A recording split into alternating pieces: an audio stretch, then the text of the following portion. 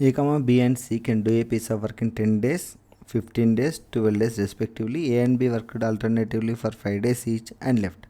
Then C joined and completed the work. In how many days did C complete the remaining work? ఇక్కడ ఏ అనే person ఒక work complete చేయడానికి 10 days time పడితే బీకు 15 days, సికు 12 days పడుతుంది. అప్పుడు total work ఏమవుతుంది? 10, 15, 12 యొక్క ఎల్సిఎం విల్ బి ద 60 అవుతుంది. ఏ ఎఫిషియన్సీ ఏమవుతుంది? 60/10 అంటే 6 అవుతుంది. బి ఎఫిషియన్సీ 60/15 అంటే 4 అవుతుంది. సి ఎఫిషియన్సీ 60/12 అంటే 5 అవుతుంది. క్వశ్చన్ ఏమంటాడు? A and B work alternatively, అంటే ఏ అనే పర్సన్ ఒకరోజు చేసి బి అనే పర్సన్ నెక్స్ట్ డే చేస్తారు అన్నట్టు. ఆల్టర్నేటివ్లీ ఫర్ 5 డేస్ ఇచ్చి అన్నాడు. అంటే ఏ అనేటోడు 1 డే, బి 1 డే, అంటే 2 డేస్ అయిపోయింది.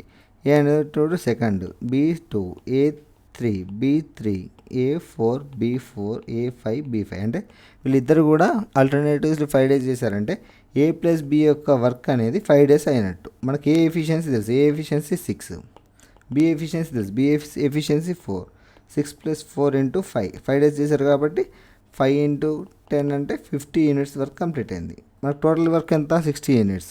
ఇక్కడ 50 యూనిట్స్ ఆఫ్ వర్క్ కంప్లీట్ అయింది. రిమైనింగ్ ఎంత ఉంటుంది? 10 యూనిట్స్ ఆఫ్ వర్క్ను.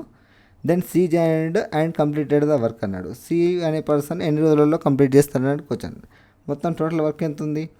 10 యూనిట్స్ మిగిలింది. సి ఎఫిషియన్సీ 5, 10/5 అంటే 5 1 జా 5 2 జా 2 డేస్ టైం పడుతుంది. సి అనే పర్సన్ రిమైనింగ్ వర్క్ కంప్లీట్ చేయడానికి 2 డేస్ టైం పడుతుంది.